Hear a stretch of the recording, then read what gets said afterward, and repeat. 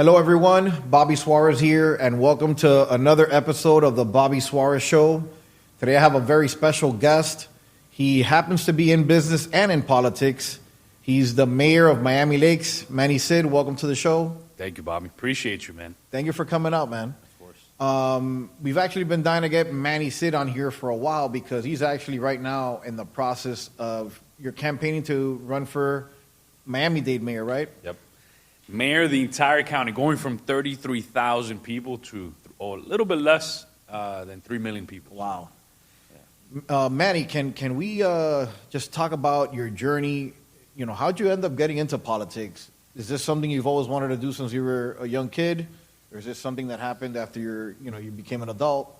Man, so I initially wanted to be a marine biologist. And my mom put me in camp in Key Largo at John Penny Camp. ¿Cómo se llama eso?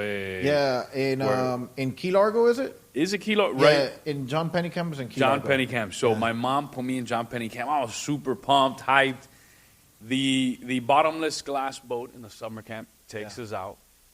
And 15 minutes later, I had to turn around. I get seasick. I had middle ear issues. So my middle ear, I would get seasick really quick. So that career was over. Yeah. And then when I went to Miami-Dade College, some of my first classes, some of my first professors who are still friends of mine today, Eloy Velasquez and Anna Ward, really inspired me to look deeper into politics. And that's when I realized that the art of politics, the science of politics, everything in our society revolves around it. Think about all the rules. From what you do in real estate, somebody in politics made the rules that govern the license that you have to obtain. Same thing in the food industry, same thing in film, whatever you do. So I was like, you know what? I really fell in love with the science of it. And this was during high school? This was right out of high school, Miami-Dade College. Okay. I believe it was August of 02 when I started, because I graduated high school May of 02. Then I went to college in August. So, August of 02. Took classes at North Campus. Okay. And at the Hialeah campus. I was really small. I don't know if you remember. That's when the old school, I think one of the movie theaters, a dollar movie theater, used to be right next to it back in the days. Really fell in love with the entire process. And then what'd you end up getting your major in? So I took a weird path, it's unorthodox. I went to Miami-Dade, I went to FIU, and I was a junior at FIU, and I got a job offer to be an aide in the Florida legislature. So I had a decision to make, finish my degree or leave. And I said to myself, I can't give up this opportunity. I was 21 years old, became an aide in the legislature. Literally a month later, I was up in Tallahassee working in the Capitol, did that for 7 years. Went back to school, but again, still didn't finish schooling. So, unfortunately, my dad 2 years ago, about 3 years ago, when he got into hospice care, I made a commitment to him. I go, Bob, before you pass, I want you to see me graduate. So I went back to Miami-Dade. I had 2 math classes. I took them. It was incredibly hard taking math after not doing it after 20 years. And got it done. And the president of Miami-Dade College came over to the house where my dad was in home hospice, gave me the diploma. I ended up transferring to St. Thomas. I had the 3 or 4 classes left, took those as fast as possible, and I graduated with my bachelor's. My dad got to see that as well. At home, the president came over, President Armstrong, great friend of mine, and after that, unfortunately, my dad passed away, but I fell in love with becoming a lifelong learner. So I took classes for my master's. I got a master's in ethical leadership, and now I'm doing my PhD. So my dad inspired me to do that, and in his memory, I'm continuing going down that path. That's one of the secrets of success, man, is always be learning. 100%. Listen, that's one of the main issues I have with politics and everything. I really dislike when people tell me, Manny, this is the way it's done. I'm like, oh, that's... You always have to get better. If you don't get better, somebody's going to eat your lunch. In business, in politics, in whatever you do, the moment you settle and you say that, oh, yeah, this is it, somebody's going to come along the way and eat that lunch. Your lunch, 100%. What was that job like when you were an aide for 7 years? What did you used to do there? Man, that was really tough. So I remember getting up there, and this is 2005, 2006. My salary was $24,000, Yeah. 25, and this is not that long ago, But I had to work 14-hour days, right? So, but I said to myself, I go, I'm never going to get this opportunity again. So I would get up in the morning. I would get to the Capitol at 6:30 in the morning, head into the office, and start grinding. I had to learn. Nobody was going to teach me. I had to literally sit there. When everybody was partying in Tallahassee on the weekends, I was the guy in my room reading all the new state statutes, reading the state budget. I mean, to make sure that I was that advanced in my job. But, yeah, it was a job that I got to do. I mean, one of my first meetings in Tallahassee, the Representative Arza, who represented PSN, Country Club, Hialeah, Miramar, Hialeah Gardens, in Miami Lakes back then, he tells me one day, he goes, Manny, come with me.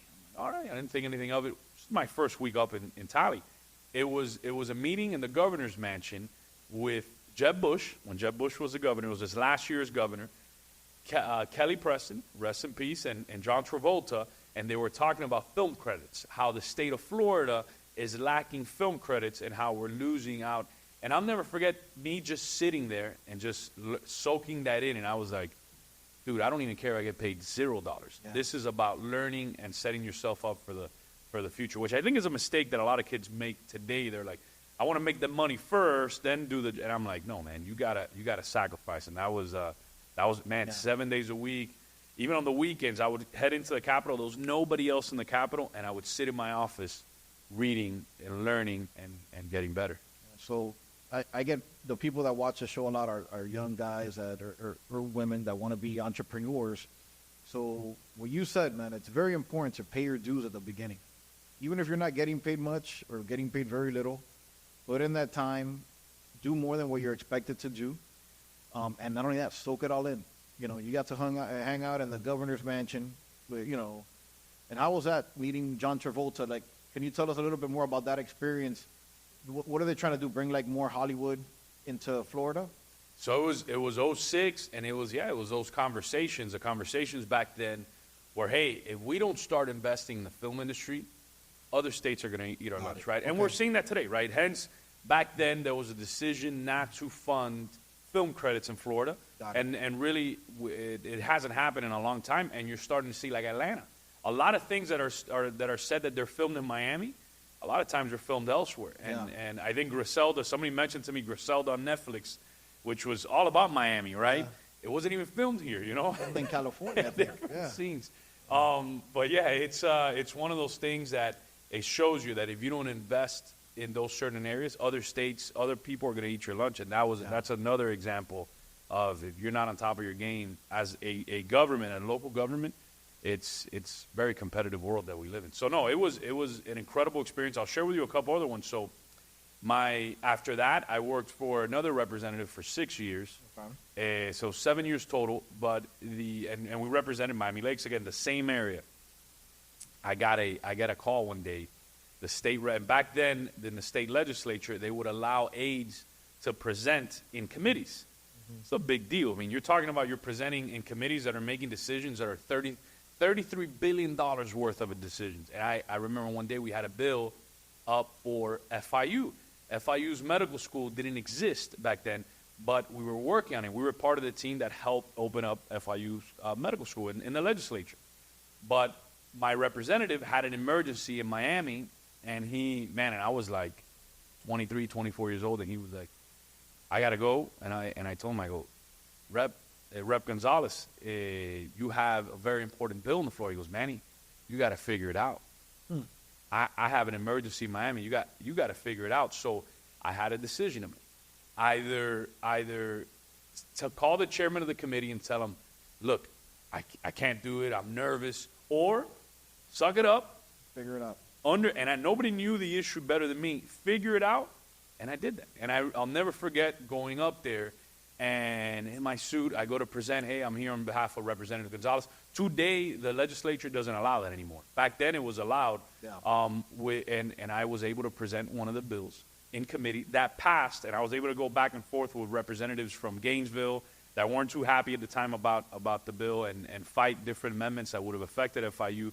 But I was part of that process that helped open up FIU's medical school. Wow. And the bill passed, and it was a bill that allowed FIU to recruit medical faculty from around the entire nation, which was really cool. But it's another perfect example. You got to be ready for those opportunities.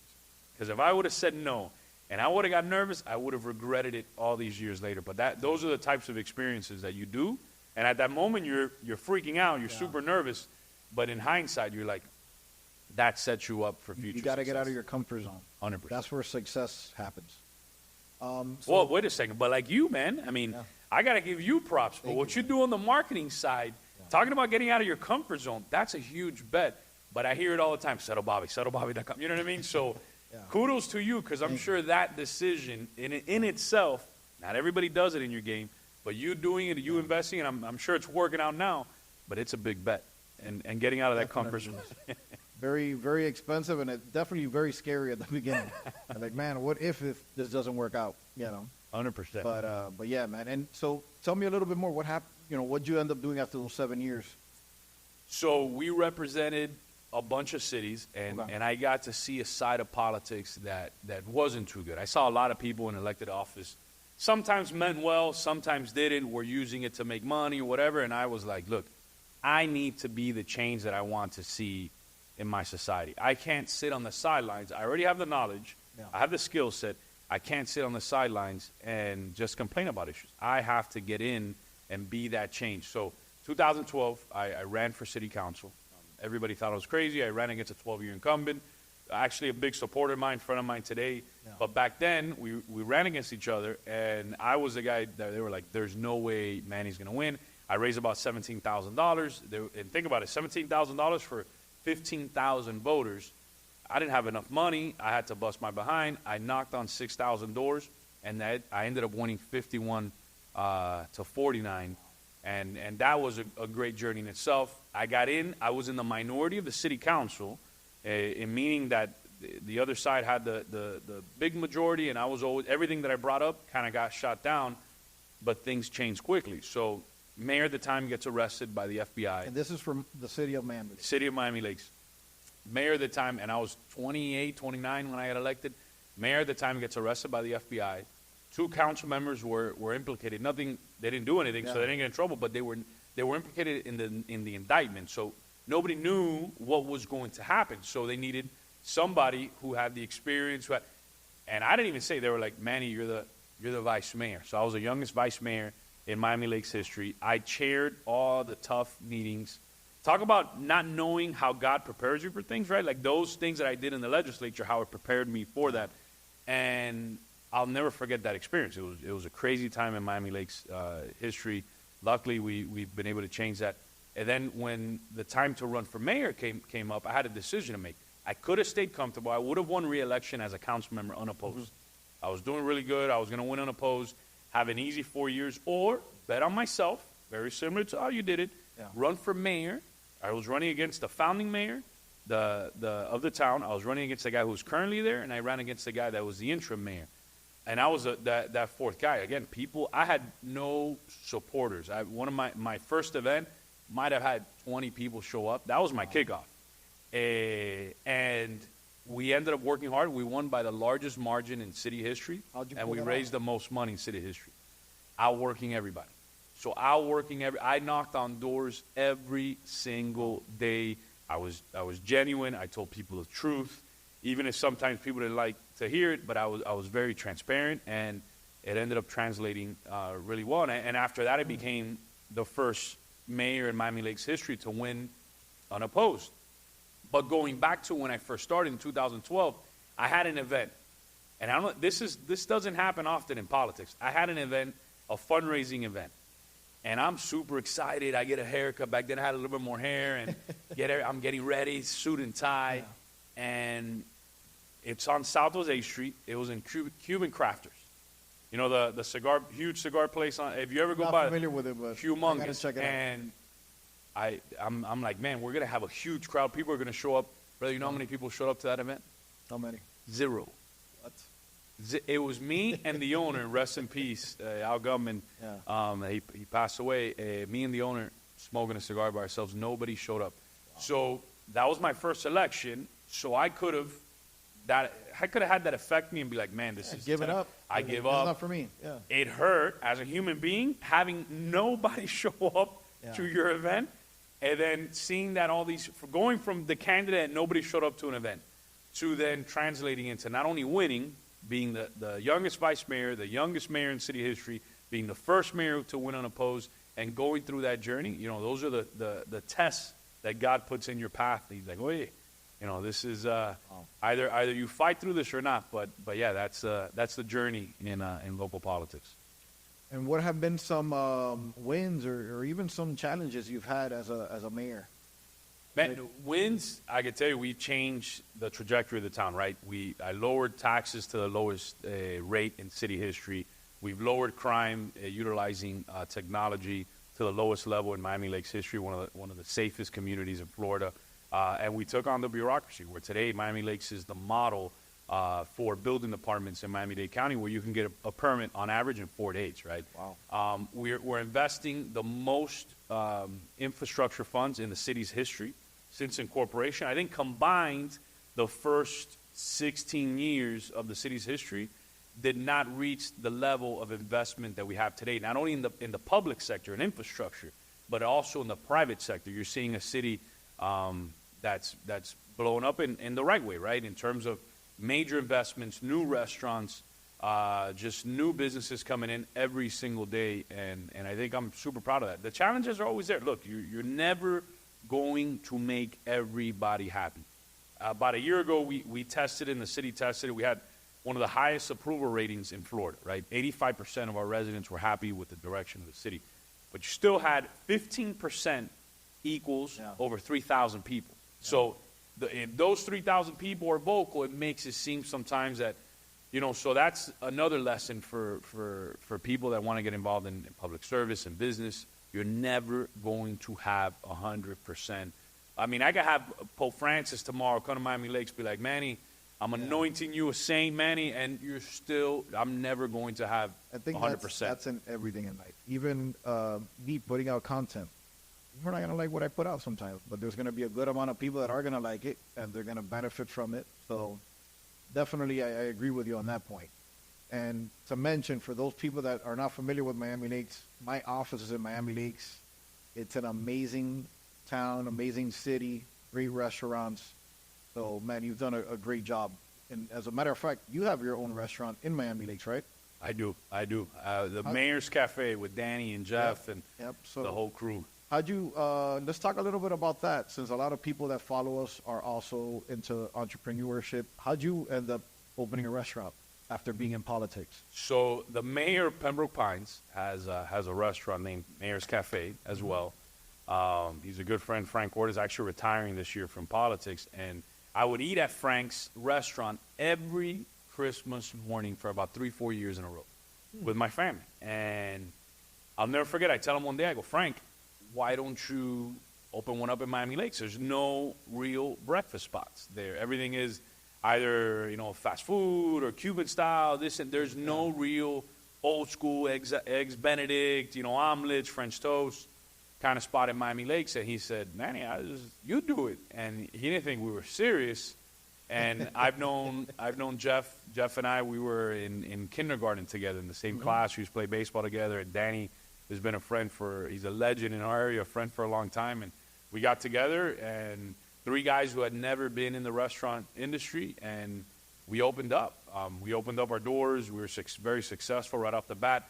But the challenge came 11 months later, right? COVID hit, and we lost 80% of our revenue overnight. So most restaurants on average close within the first 3 years, right? Most businesses, they have challenges. And if you look, that's a national study on that, because it's a really hard industry. Yeah. And we got hit with 80% disappearing overnight, and then having issues with workforce, right? We knew all the small businesses, what they went through, so we had a decision to make. Either give the key back to the landlord, or I had to learn how to cook. Wow. You went to operating it, cooking, making it happen. So I cooked. I cooked for about 1.5 to 2 years.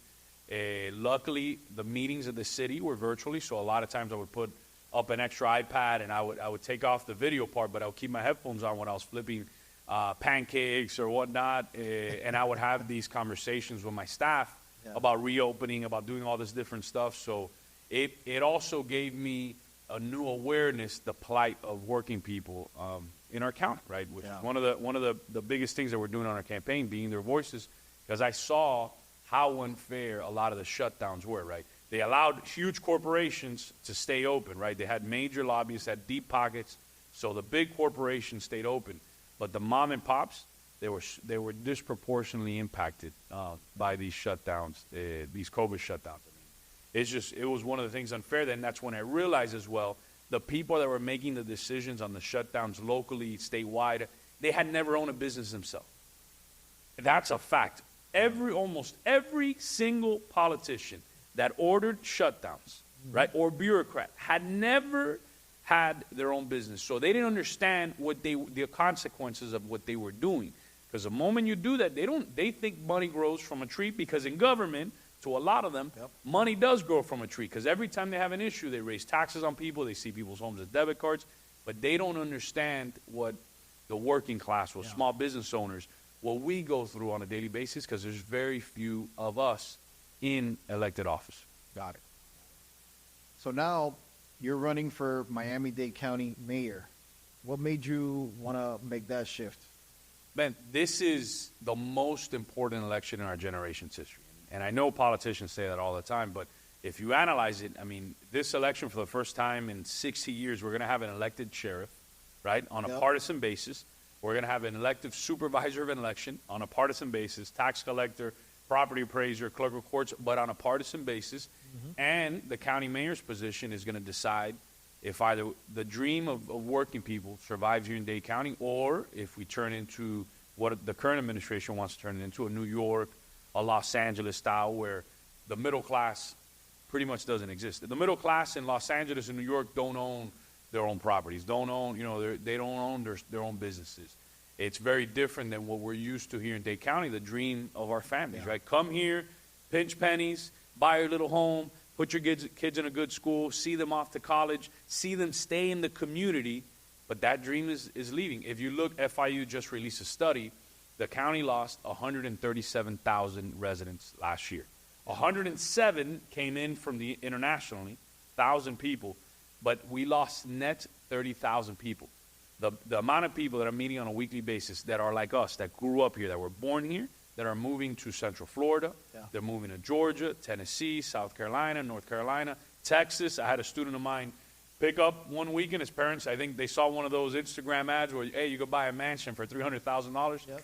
Picked up and left. So the main reason you feel people are moving out, or you're seeing that, is because they're getting priced out? Well, there's three main reasons, right? You're seeing property taxes balloon to the point where it's unsustainable. Even insurance. And insurance is completely unsustainable. Insurance, at least you're seeing a lot of promises that it's going to go down, I hope, because it's out of control right now.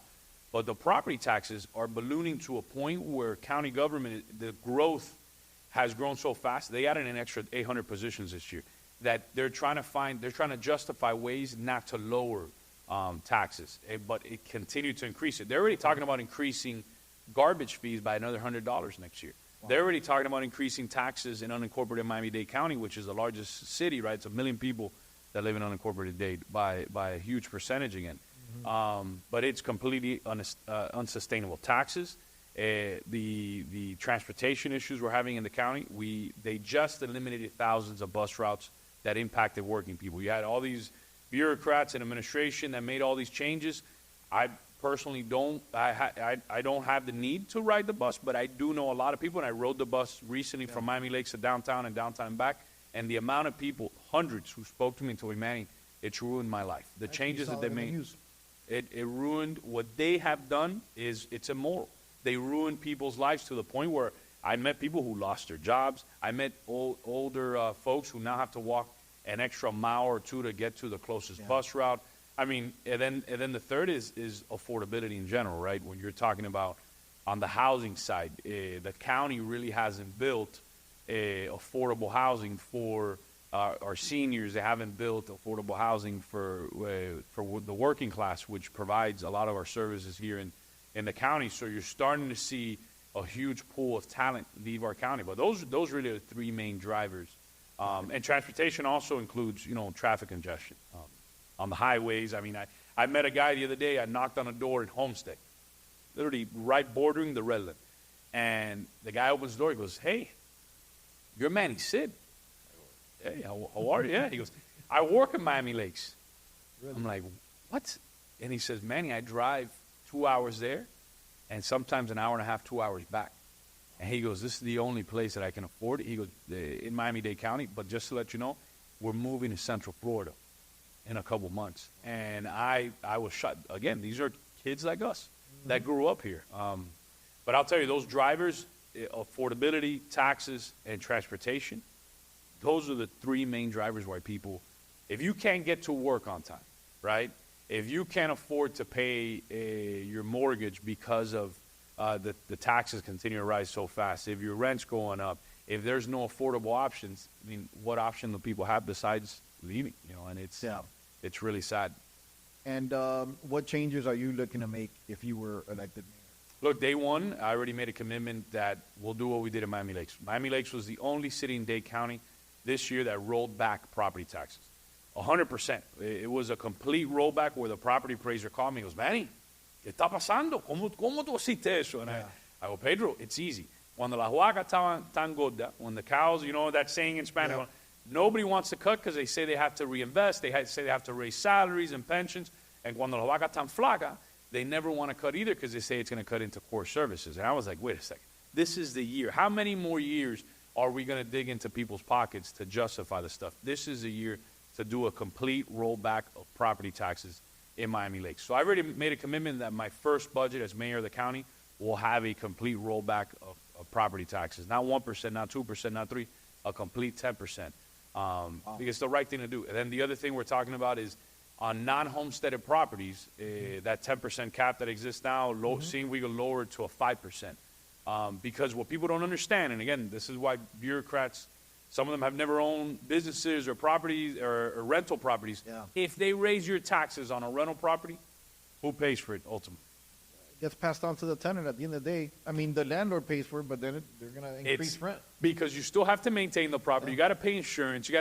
So those are things that people don't understand. Like this year alone, the county increased taxes by almost 12% on these homes. So now you're passing it on, but then they created a fund to help people pay for the electricity. I think $3 million they put on the side, a couple $1 million. Think about how crazy that is. Instead of saving people the money, they took it from people's pockets, and then they threw a little tidbit there that really doesn't cover nothing at all. If you look at it, the grand scheme of things, you have a county of 3 million people, and you have a small fund like that. So, look, that's what I'm going to do day one, are those two things. Lower property taxes day one. Make sure we have those caps on non-homesteaded properties. And then also the bureaucracy. Right now you go to the county, you go pull a permit for a property, they're laughing at you. Like, hey, you wait 6 months. That's something we're going to change because time is money. And ultimately, the consumer pays for that. Yeah. I mean, dude, I'm the one that's always complaining about that. I'm in the business. Every time I got to go pull a permit, like right now, I don't want to throw cities under the bridge, but I'm dealing with one in the North Miami area. And, dude, nobody cares. You seem to call, nobody answers. And it's kind of like nobody's incentivized there to solve any problems. So I'm thinking, how can these people be more efficient? How can they use technology to speed things up? I just feel like maybe they're not incentivized. How do you think we could incentivize these people to push them through? Well, do what we did in Miami Lakes. Not only pay people well, but make sure that they understand that the customer comes first. Because a lot of times people that work in bureaucracies and burocracias, they feel that there's no other option. So if you're there, and what they don't realize is that if you make it tough for people to move there, to change things, to make it better, they're going to move somewhere else. Yeah. And that's something that we've ingrained in our culture. We created a committee of the private sector. We had the chair of the president of Pacific National Bank as one of the heads of the committee. And we had engineers, architects, people in the public sector get together and analyze every city in South Florida, take all the good from it, and incorporate it into one department. So we did something unique. Every city right now, their building official is the one in charge of people and process. But they're also in charge of the regulatory side. We got the building official and we said, hey, You're going to be in the back end. You're going to make sure that we follow all the regulatory sides, that we follow the law, and we do everything right. But customer service, people and process, we're going to hire a building director who's literally going to focus on making people's lives better in terms of their process inside of City Hall. And today, on average, you get your permits in 4 days. Some permits are the same day. Wow. But one of the things that we do, and it's very unique, is that when you come in for a permit in Miami Lakes, hey, I want to do my fence. We ask you not only for your phone number, but the phone number of your architect, your engineer, your contractor, because if there's an issue in your plans, instead of rejecting it and tell you, hey, come back in 2 weeks, which is the case in a lot of places, we get on the phone, we're like, hey, there's an issue with these plans, fix it right now and come back, but we get everybody on the same page. Fix it, come back, and we'll resubmit it today. If only every county, city could operate like that, we'll have a better world. No, imagínate, but you're right. But the challenge is, there's, on the administrative side, there's a huge lack of talent on the higher end in South Florida. So what happens is these positions get filled by career bureaucrats who see the world in a very slow pace, like a European style in Brussels, where, hey, you know, whenever we're ready, we're ready, you know, and I think that can't exist because you're ultimately hurting people. Because time is money, right? Be it that you gotta get a house ready, you gotta get a building ready, you gotta get a restaurant ready. It's not fair to people to be held up for months and months. Okay. And Manny, for those that don't know, when are these elections? Like, when can people start voting if somebody lives in unincorporated Dade County? So in August, and actually, it'll include the entire county. Even the cities are going to be able to vote in this election for county mayor. So everywhere. So Miami Lakes, any city in Miami. Miami Lakes, Pinecrest, Miami Beach, Homestead, Florida City, Miami Shores, North Miami Beach, Miami Shores. Everybody I'll be on your ballot in August. Okay. So there's going to be a primary in August, and if nobody gets 50% plus one, we'll then go into the November general election, which will be exciting, right? Because there's a presidential election as well. Then it's really cool because now you get 80, 90%, 85% of the vote coming out, and you get to meet a lot of people and to talk to a lot of people. So I'm a big fan of having huge turnouts because I think that makes the process better. Once you have more people involved, it really makes our society a little bit more holistic in terms of policies. Because there are cities here in Dade County where they have their elections in off years, and then the only people that vote are your elderly folks, right? Which is fine, but because of that, you see policies only geared towards the elderly, and then sometimes they forget about kids, and sometimes they forget about our generation, and I think that's why it's important to have a huge turnout so everybody's voice is heard and everybody's part of the process. Love it. Manny, how can people follow you if they want to follow you on social media? Do you have any Instagram? Vote Manny Cid on Instagram, Vote Manny Cid on Twitter, on X. It's X now. I keep forgetting. On Facebook, and then I have Manny Cid as well, so you can follow both of them. You know, we're all over the place. We have a website. If you want a sign for your house, Bobby just put up a sign, I think, this week. Appreciate that. We're working hard, listening to people, and we're that campaign that's going to be the voice of working folks, that middle class, and small businesses. You know, and I think it's a bit of a change in how politics is done in Dade County, but it's one of those elections that has become bigger than an election, right? It's a cause. It's a cause to ensure that we can all continue to live here and ensure that our kids can thrive in the future. Well, Manny, man, thank you for coming out. I love what you're doing. I love what you have done so far in Miami Lakes. Like I said, I run my business there, and I love it. So good luck with your mayor position. Hopefully everything works out and you get it. We're definitely going to be campaigning and pushing for you, man. So thank you again for coming out. Appreciate it, Bobby. And I got to get some tips from you on the marketing side. This guy's doing it right. So killing the game, man. Killing the game. But I appreciate you. You got it, man. Thank you again. Take care, guys.